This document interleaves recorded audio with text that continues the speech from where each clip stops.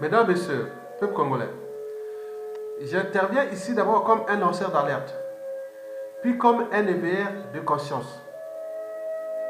Je positionne mes vidéos dans le cadre d'abord réel et aussi historique.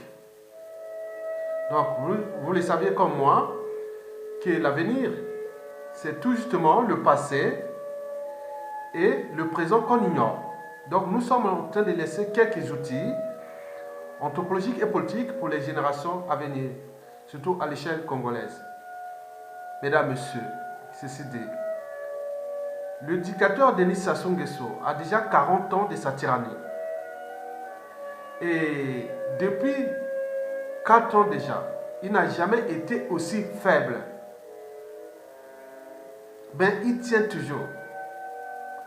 Mais pourquoi il tient toujours? Et c'est les raisons pour lesquelles je vais ici vous faire ce décryptage.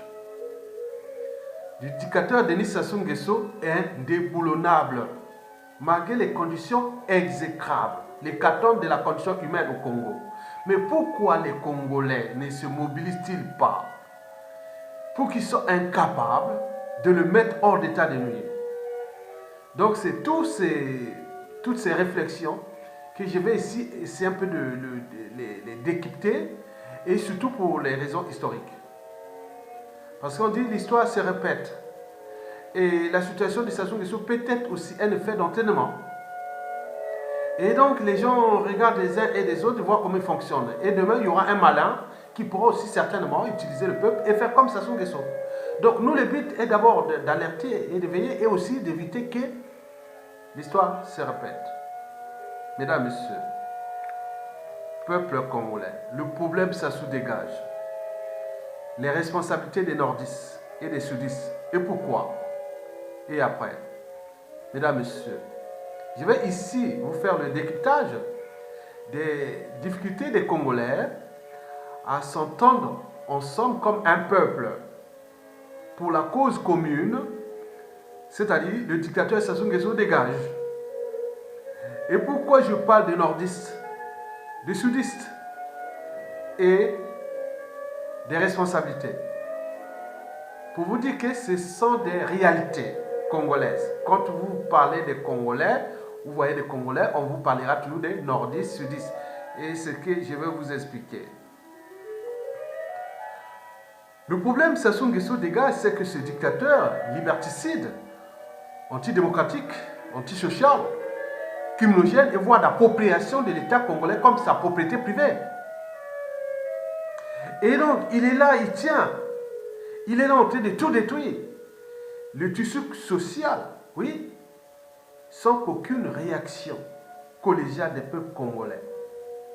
Il est en train de tout détruire, le tissu social.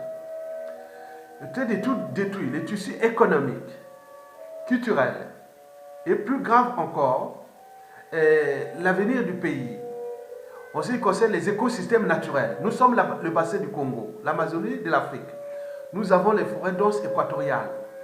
Donc il y a la biodiversité faunistique et floristique. Et n'oublions pas tous ces minéraux, mines solides et tout compagnie. Donc il est en train de tout vendre ça à la découpe. Bradé et autres. Donc comme il a mal géré ce pays, donc il est en difficulté. L'argent qu'ils les ont caché dans les paradis fiscaux est bloqué. Et ils cherchent l'argent au FMI qui ne veut pas le donner parce que le FMI, c'est l'ensemble des pays qui cotisent, mais les plus gros contributeurs, c'est les Américains et autres. Donc, ce n'est plus la France Afrique ou la France qui défend Sassou Nguesso. Donc, Sassou Nguesso est coincé. Donc, le résultat des courses, il est en train de tout brader. La nature congolaise, les forêts, les mines solides, tout un écosystème va être détruit à cause d'un individu. Donc, d'après les prévisions, d'ici 2021, si Sassou Nguesso est encore là, le Congo, toutes les concessions forestières du Congo seront aux mains des étrangers. Et qui, pour un bouchée de pain, simplement pour avoir l'argent, de donner l'argent au dictateur, vous avez 100 hectares, 1000 hectares, 2000 hectares, 5000 hectares de forêt dense, équatoriale, avec des forêts, vous avez du bois, vous avez des mines solides, hein, du fer, de l'or, comme nous sommes l'Amazonie de l'Afrique, il y a le bassin du Congo, il y a de l'or, hein, il y a beaucoup de... Voilà. Donc il y a beaucoup de minéraux. Et donc, quelqu'un prend ça pour l'équivalent de 10 millions de francs, de dollars, bon ben il a pris tout ça, c'est à lui. Donc tous les Congolais, le peuple congolais est en difficulté. Et donc, vous voyez, surtout, ce n'est pas seulement qu'ils sont en train de détruire cet écosystème, mais ils sont en train aussi de mettre en péril les modes de vie des populations, parce qu'il y a des impacts écologiques. Il y a le problème de l'eau, et aussi de tous ces interactions entre les dynamiques des espèces, la chaîne alimentaire entre les différentes espèces. Donc ça crée la prolifération des insectes nuisibles qui sortent de partout par l'eau parce qu'on a tout perturbé cet écosystème. Donc ça soit en train de fracasser ce pays et les gens sont en train de s'indigner. Madame, Monsieur, peuple congolais, donc il faut aussi ici parler surtout que ce pays-là, si nous le laissons avec Sassou Nguesso, il est perdu. On peut tout râler, on peut tout faire, il est perdu. Sassou est en train de détruire un être mortel. Civil, cadre politique et militaire, congolais. On parle des nordistes, des sudistes, des responsabilités et des cotations, des menaces, des jures et tout compagnie sans rien faire comme le chien aboie. La caravane passe, Sassou est en train de fracasser ce pays. Mesdames, Messieurs, bon, la priorité du régime actuellement, ce n'est pas le Congo, parce que quelqu'un qui n'a pas su gérer l'abondance, comment pourra-t-il gérer la pénurie? Ça, on peut lui trouver des solutions pour lui trouver un peu d'argent, mais ce n'est pas sa priorité. Sa priorité, c'est d'abord son système, c'est-à-dire son clan, et ses dignitaires et ses opposants. C'est le système. Il est en train de les protéger parce que sans ce système, ça serait perdu. Donc, le système est bien structuré, organisé et coordonné, et même banalisé depuis les cellules du dictateur en intelligence avec la France-Afrique. Et qui, aux yeux de l'opinion nationale, même internationale, la France-Afrique devient le problème de ce continent à l'échelle francophone. Les Gilets jaunes ont fait des rapports là, que 9 Africains francophones sur 10 est en méfiance et en défiance envers la France-Afrique, qui devient le souci. Et donc, vous voyez que toute l'Afrique francophone est dans la merde. Donc, on peut avoir un partenaire, mais un partenaire n'est pas là pour les tirer vers le bas. Nous, ils connaissent nos difficultés au Congo. Les difficultés sont d'abord anthropologiques, c'est ce que je vais vous expliquer. Mesdames, Messieurs, alors, pourquoi les Congolais ne s'entendent-ils pas comme un peuple pour le faire partir? Parce qu'un peuple a des droits et des devoirs. Un peuple a le pouvoir. C'est ça le peuple. On a les droits et devoirs envers notre nation et notre société. On a aussi le pouvoir de choisir qui peut être à la tête de notre pays, que ce soit par voie légale ou par la voie illégale. Mesdames, Messieurs, mais là, nous avions ce problème au Congo. Et pourquoi? Je parle des nordistes, des sudistes et des responsabilités. Donc, pour faire tout simple, le Congo, quand vous voyez là, c'est les Nations Unies des tribus. C'est les Nations Unies des tribus. En réalité, nous avons 55 tribus. Et donc, ce qui dit 55 tribus, ça veut dire 55 mini-États. 55 mini-États. Au Congo, avant d'être homme politique, cadre civil, politique et militaire, on est davantage d'appartenance tribale. Le tribalisme politique, le népotisme et tout compagnie, on pense que ça. Ça n'a pas changé. Ça n'a pas changé. Sur 100% des Congolais, cadres civils, politiques et militaires, vous n'êtes peut-être que moins de 10% et qui sont rentrés dans l'histoire humaine, qui connaissent cette histoire de non, c'est du passé ça, mais eux ils sont toujours comme ça. Et ça a été vérifié déjà depuis 2015 jusqu'à nos jours. Ce sont ces problèmes-là qui nous posent le problème Sassou Nguesso. Donc nous avions des mini-États divisés en blocs ethnocentriques et même géopolitiques. On parle des nordistes et des sudistes. Nordistes comme Sassou Nguesso. Sassou Nguesso, c'est-à-dire ceux qui sont au nord de la rivière la Léfini. Au nord de la rivière qui s'appelle la Léfini. Ça, c'est des nordistes. Sassou est du nord. Comme on dit moi aussi. Moi, quand j'en parle, mais regarde, ah tiens, Aya, c'est un nordiste. Il connaît même la TV. Et donc, ce problème nord-sud-là nous pose vraiment des soucis. Et même au sein de cette subdivision, cette division nord-sud géopolitique, mais au sein, il y a aussi des subdivisions ethnocentriques, tout compliqué. En réalité, leur mentalité, habitude, ce comportement n'ont pas changé depuis la nuit des temps. On essaie de rentrer au 20e, 21e siècle, comme ça, comme on voit le téléphone, ordinateur, mais dans leur tête, je vous dis, c'est un souci. Mélangé avec les franc-maçonneries, avec les religions, avec tous ces réseaux, c'est vraiment une aliénation complète de l'Afrique. C'est dangereux à cette échelle.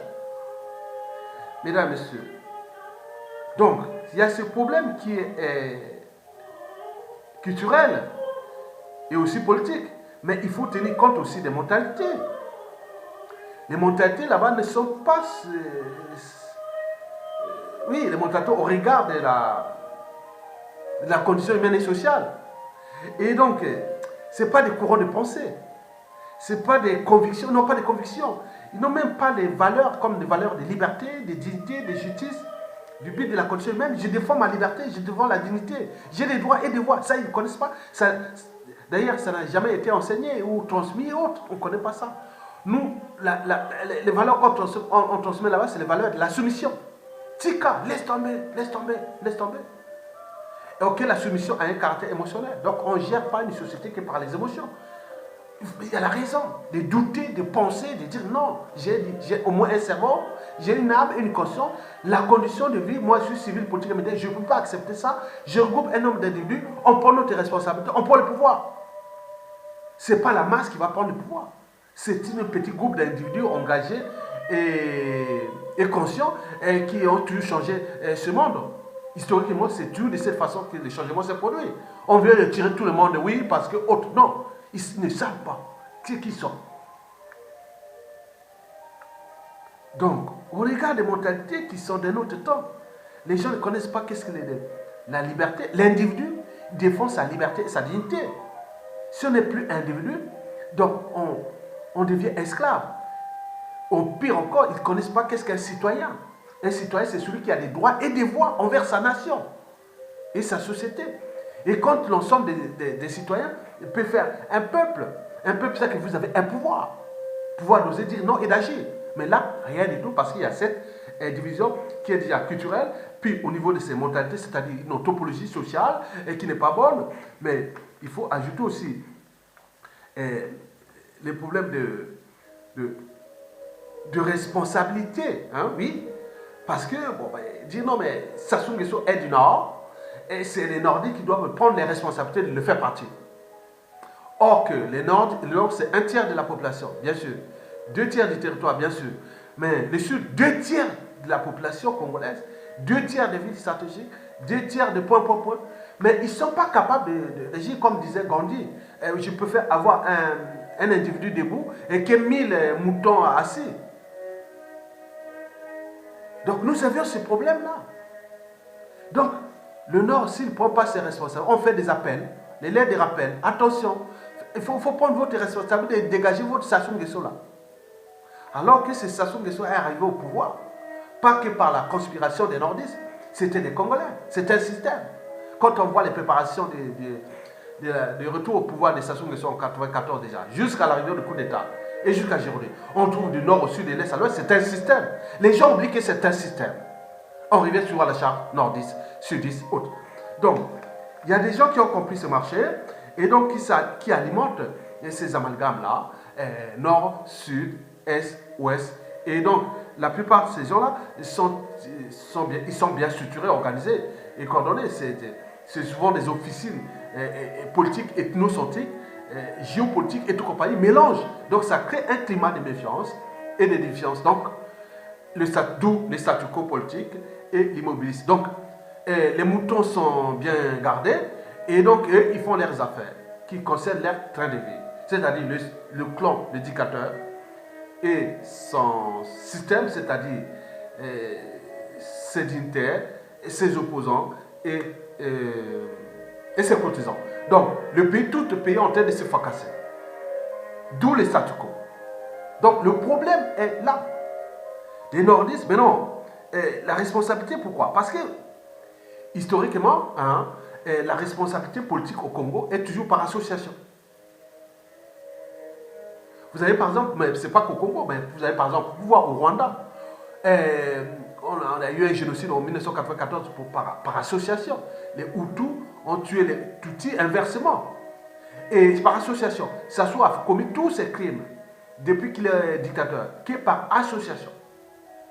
Quand vous avez des problèmes avec lui, il va attaquer l'individu que vous avez des problèmes, un opposant à lui, et il massacre la population, la tribu là. Il fait ça. Donc, la responsabilité, elle est là. Parce que les gens disent non, attention, attention, l'histoire se répète. Mesdames, Messieurs, donc, je vous invite que les lettres des rappels, qui est la partie sud, les sudistes appellent, ils disent non, mais attention, vous risquez d'être poursuivi pour complicité de non-assistance à peuple et nation en danger. Attention, vous risquez d'être poursuivi pour complicité de peuple et des nations en danger. C'est votre responsabilité nordiste, puisque Sassou Nguesso est du Nord. Et donc, on appelle aux militaires, on appelle tous ces cadres civils, politiques et militaires du Nord. Et là, ils attendent. Mais non, c'est pas ça. Quand on est un peuple, on a des droits, on n'a pas besoin des Nord, Sud, Est, Ouest. Moi, je me structure. Oui, moi, je l'ai même dit à plusieurs vidéos depuis 2014. J'ai dit non, mais le Sud est stratégique pour le Congo. 2/3 de la population, 2/3 des villes stratégiques. S'ils pouvaient s'entendre et structurer comme la désobéissance civile ou ville morte ou insurrection pacifique comme on a vu en Algérie au Soudan, ils peuvent prendre le pouvoir. Il n'y a pas de souci. Mais le pouvoir n'est pas... c'est des Congolais. Mais pourquoi on dit qu'il faut attendre que les nordistes viennent autres? Mais non. Et puis encore, le problème c'est que ces nordistes-là sont d'abord entraînés maintenant, conditionnés et sous emprise du dictateur. Mais ceux qui sont aussi pris en otage comme le peuple. Donc on dit attention, si vous allez soutenir, si vous laissez Sassou partir, les sudistes là vont prendre le pouvoir et vont subir ce qu'on a vu pendant les Souba. Donc on donne des trucs comme ça, inutiles, qui sont rien. Donc vous voyez comment ça crée vraiment des confusions. Et je vous informe aussi que pendant le coup d'État constitutionnel, majoritairement, les gens qui étaient pendant le mouvement de la mobilisation contre le référendum anticonstitutionnel étaient majoritairement du Sud. Et beaucoup, par le jeu d'appartenance tribale, donc le dictateur achetait leur conscience. Et donc, ils ont vendu la mèche et le dictateur est passé avec son coup d'État constitutionnel et on cherche la faute à qui? Alors qu'ils étaient nombreux. C'est-à-dire, pendant les 2015, c'était que... donc, il pouvait aller s'il avait vraiment la volonté de prendre le pouvoir.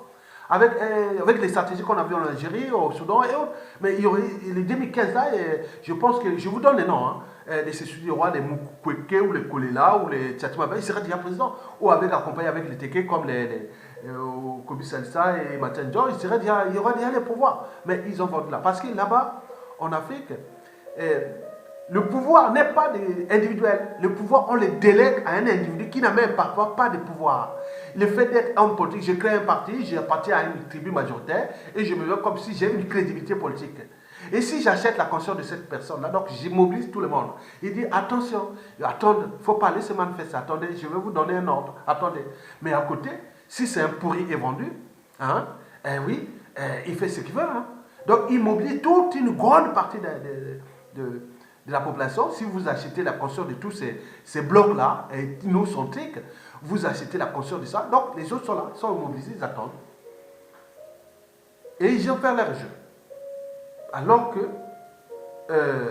de manière intrinsèque, génétique, dans certains peuples, non, je ne peux pas laisser, tu n'as pas le droit. Tu as quel pouvoir? Kolela a quel pouvoir? Et Okomi Sansa a quel pouvoir? Avec quel pouvoir? Mokoko et tout ce monde avec quel pouvoir? Donc, à la crédibilité, c'est le peuple qui va. Mais là, non. Et les gens attendent. Mais comme c'est un système, il y a un système lucratif, donc il y a des magos, des Congos, on leur donne. Donc il y a des partis politiques qui sont vides, pas de militants, non, même pas, ils ne cotisent même pas grand-chose, mais les chefs de partis là sont riches. Parce que vous avez un parti politique, vous maîtrisez une grande partie des tribus. Hein. Par exemple, si vous prenez une tribu qui couvre, par exemple, toute une région, bon, vous pouvez mobiliser toute une région. Et, tranquille, les autres attendent. Donc, il y a des gens qui ont l'argent, ils distribuent, ils achètent la conscience des uns et des autres, corruption et autres. Donc, et c'est comme ça. Donc, c'est un peuple qui est atypique, et je disais que nous sommes au Bantou. Les Congolais font partie des Bantous. Les Bantous, c'est des peuples plus ou moins intelligents, peu structurés, moins organisés. Ils ne sont pas courageux. C'est des justeurs et autres. C'est des peuples prédisposés à la soumission. Or que les peuples prédisposés à la soumission sont des peuples les plus dangereux. Parce que le réveil est souvent brutal. On réagit par émotion. Alors que les autres peuples sont dans l'anticipation. Parce que les peuples qui sont libres l'ont certainement mérité. Il arrive une situation, on se dit, on se situe, on s'organise, on coordonne et on agit. Comme les bœufs. Quand ils sont attaqués, c'est tout, soit les pattes arrière comme ça, boum, ils viennent attaquer. Les moutons ou les gnous et les zèbres, oh, à chacun son tour. Ils sont là, ils regardent. Et les lions mangent tranquille et ils repartent. Donc c'est des gardes à manger mobiles, des lions et autres. Voilà. Mais les buffles, attention. Donc il y a la génétique, elle est là. C'est une génétique particulière, atypique, la génétique bantou. Donc vous avez une génétique des peureux, additionnée avec ces problèmes culturels, c'est-à-dire le poids des traditions qui sont lourdes. Hein, les traditions qui sont lourdes. Au niveau déjà des droits d'aînesse, du pouvoir du chef, laisser le chef faire ce qu'il veut et on attend. Et ces peuples sont dangereux parce qu'au moment des réactions, ça aboutit toujours à des crimes. Donc nous sommes en présence de ces règles-là et je vous dis que l'après est dangereux. Pourquoi? Parce que la responsabilité est par association. Donc vous regardez bien, observez bien les commentaires des Congolais sur les médias et les réseaux sociaux. Vous parlerez toujours des nordistes, des tribus, des mbouchis, des non, non, non. Jamais de liberté d'opinion, liberté d'expression, droit et devoir de liberté, de dignité, de justice, d'agir, de courage et autres, on n'en parle pas. Donc si vous êtes en présence de ce peuple, il n'attend que par association. Parce que les autres attendent au moment venu. Et l'histoire, souvent, se répète. Et c'est ça le danger, parce que les gens qui ont des agendas, des plans cachés et autres, on le voit. Même au niveau des associations ou des partis politiques, aujourd'hui, ils sont majoritairement ethnocentriques. Les partis politiques, associations, par exemple, les associations en Europe, les associations des Congolais qui luttent contre la dictature, majoritairement sont du Sud, Congo. Donc la crédibilité d'opposants est qu'au Sud. On nous a introduit ça. Moi, j'ai subi ça en 2008, bon, 2005 à 2010 à peu près, j'écrivais, j'ai contesté le régime du point de vue un peu en anonyme. Je m'étais athée à Yatonga. Bon. En 2010, après ça soit fait son deuxième hold-up électoral, bon, ben, je disais qu'avec la constitution du 20 janvier 2002, je pense que 2016, ça va arriver bien. Donc, je me suis identifié clairement sur les médias et réseaux sociaux à partir de 2010. Et donc, j'ai monté en puissance, donc les gens, même les gens, quand ils se retrouvaient dans les manifestations à Paris, sous la place de Paris en 2013, 2014, tout ça, mais est-ce que, bon, on se méfiait de moi en tant que nordiste. Ça veut dire qu'Ayatonga nordiste, Sassou nordiste, c'est un pion de Sassou. Et que tout c'était vraiment attention. Mais or que eux, au sud, non, c'était ça. Donc vous voyez cette mentalité est toujours là. Donc moi j'étais obligé de me battre pour montrer que non, je suis là au Congolais, j'ai des droits et des devoirs, je suis citoyen. Je ne suis plus à votre mentalité, ma moitié de ma vie en Europe. Je ne suis plus comme vous, ça. Donc pour repenser ça, c'est très dur. C'est très dur. Et donc on reste dans toujours ça. Donc le problème c'est que c'est cette histoire qui pourra peut-être se répéter puisque les mentalités, habitudes et comportements n'ont pas encore changé là-bas. En plus, ils ont été abîmés par ces 22 ans d'il y a des stations qui sont 2 et 3. France Afrique avec ses dignitaires nord, sud, est, ouest et ses opposants nord, sud, est, ouest. C'est un système et qu'il faut les dégager, mais comment, avec quel individu? Tant que les modalités sont toujours régressives, au lieu d'être transgressives. Bon, vous savez que la règle d'or, oui, du fait de jamais autrui, c'est que vous ne souhaitez pas qu'on le fasse sur vous. On ne sait pas les plans cachés des uns et des autres, les agendas cachés. On voit les officines ici. On se retrouve dans une association ensemble, un bloc ensemble. Après, on se divise. Autres, on ne sait même pas. Il y a les jalousies intellectuelles, politiques et autres. Donc, tout mélanger, c'est un truc qu'on ne peut pas réussir un combat politique dans un environnement qui est déjà où les acteurs où les combattants sont en méfiance et en défiance entre eux. C'est pas bon. Donc nous mettons ces vidéos pour éveiller les consciences des uns et des autres que le problème n'est pas nord, sud, est, ouest. Même un petit groupe d'individus d'une tribu peut prendre le pouvoir au Congo. S'il dit non, moi je prends le pouvoir et je reprends toute la nation. C'est tout l'enjeu. Donc l'enjeu ici des Sassou de Gad, pour que nous arrivions dans une période de transition et que dans cette période de transition, nous allons tout repenser cette nation qui n'a jamais existé, repenser ce peuple qui n'a jamais existé parce qu'un peuple a des droits et des devoirs envers sa nation. Mais là, pour mettre ces valeurs, il faut tout un programme d'éducation, de transmission et autres. Mais ça se fait au niveau de la politique, des politiques générales, de la réforme des valeurs, de tout ça. Mais il y a beaucoup de boulot à faire. Donc, je vous dis simplement que le problème que ça soit là, c'est à cause de ces problèmes qui sont culturels, liés à ces problèmes nord-sud, est-ouest, qui ont été culturels et politiques, mais aussi anthropologiques. Parce que nous avons une anthropologie sociale qui n'est pas bonne. On est toujours pour diviser, pour neutraliser, éliminer, jalousie, sorcellerie, et tout le monde. Mais attendez, c'est pas bon. Et puis, bon, il faut dire qu'en plus de cette restauration, nous avions beaucoup de choses à repenser cette nation. Au niveau il y a des modèles économiques, mode d'accession au pouvoir, et plein de choses sont possibles.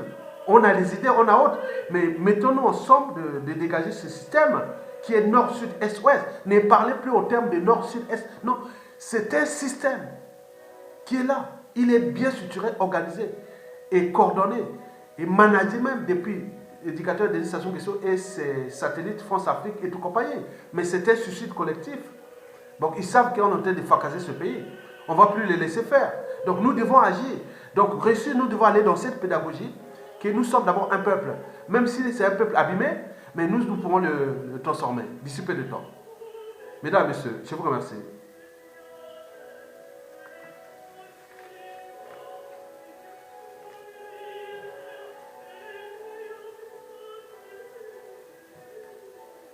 Il faut lire ce livre-là. Hein.